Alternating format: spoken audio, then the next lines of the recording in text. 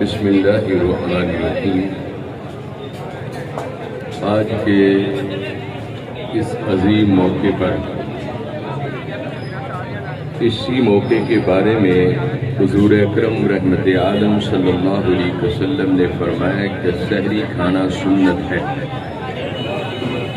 اور سحری کے وہ لمحات ہیں کہ جن لمحات میں اللہ رب العزت کی رحمت بندے کو اپنے دامن میں سمیٹ لیتی ہے۔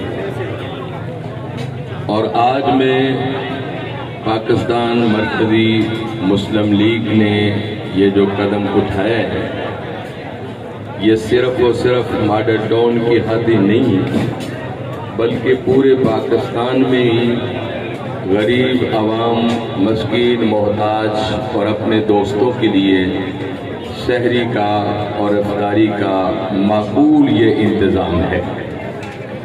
اور اس موقع پر میں پاکستان مرکزی مسلم لیگ کے جتنے بھی قائدین ہیں، جتنے بھی اراکین ہیں، خادمین ہیں، میں ان سب کو مبارکباد پیش کرتا ہوں۔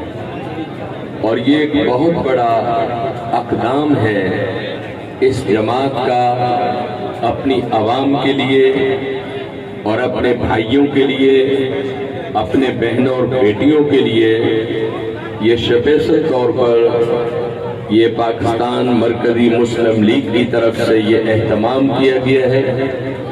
اور میں نے لاہور میں کئی مقامات پر دیکھا کہ یہ دسترخوان محمدی سجا ہوا ہے، اور انشاءاللہ یہ قیامت کی صبح تک ہی سجا رہے گا۔ اور میں سمجھتا ہوں کہ اس جماعت کے جتنے بھی قائدین ہیں ان کی یہی خدمت اور یہی سخاوت اور یہی محبت اللہ کو پسند ہے۔ اللہ کے رسول صلی اللہ علیہ وسلم نے فرمایا کہ تم سحری بھی کھایا کرو اور پھر افطاری میں اپنے بھائیوں کو شمولیت کی دعوت دیا کرو۔ تو میرے عزیز بھائیوں، آج یہاں جتنے بھی قائدین تشریف لائے، خصوصاً ہماری جماعت اہل سنت کے سربراہ خواجہ معین الدین محبوب قریجہ صاحب، آپ کوٹ مٹھن شریف سے اتنا لمبا سفر کر کے اس قافلے کی رونق دیکھنے کے لیے یہاں آئے ہیں۔ اور میں بھی یہی سمجھ رہا تھا کہ چند احباب ہوں گے، لیکن جب میں نے یہاں دیکھا تو یہاں تو عاشقان رسول کا جمع غفیر ہے اور میلہ لگا ہوا ہے۔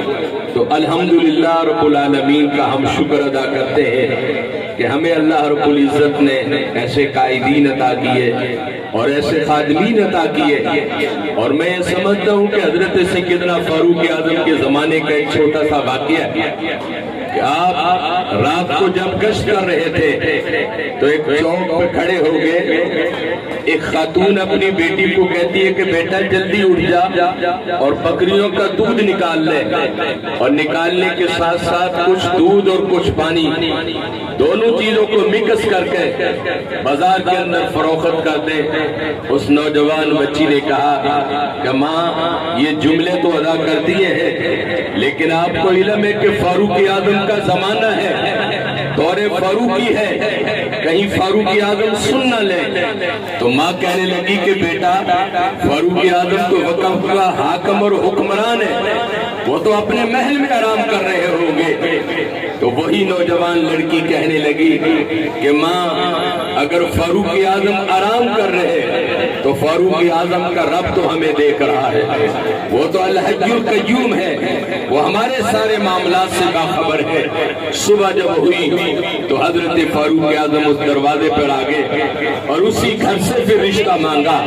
اور جب ماں نے کہا کہ حضور یہ تو بتائیں کہ ہم تو غریب لوگ ہیں، فرمایا کہ میں نے تمہاری غربت اور امیری کو نہیں دیکھا، میں نے تو تمہارے گھر سے تقوی والی آواز کو سنا تھا کہ تمہاری بیٹی کے دل کے اندر اتنا خوف اور اتنا تقوی تھا، مجھے بس یہی پسند ہے۔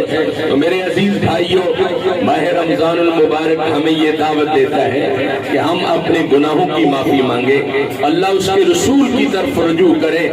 نہ جانے کہ یہ زندگی کا آخری رمضان المبارک مبارک ہو، اور یہ سمجھ لو کہ نہ جانے کہ یہ زندگی کی آخری سحری ہو، اپنے رب العالمین کا شکر ادا کرتے ہوئے بسم اللہ پڑھ کے سحری بھی کھائیں اور قائدین کے لیے جماعت کے لیے دعا بھی کریں، اور اللہ رب العزت کی بارگاہ میں اپنے گناہوں کی بھی معافی مانگے۔ اللہ تو ہمارے گناہوں کو معاف فرما دے۔ وآخر دعوانا الحمدللہ رب العالمین۔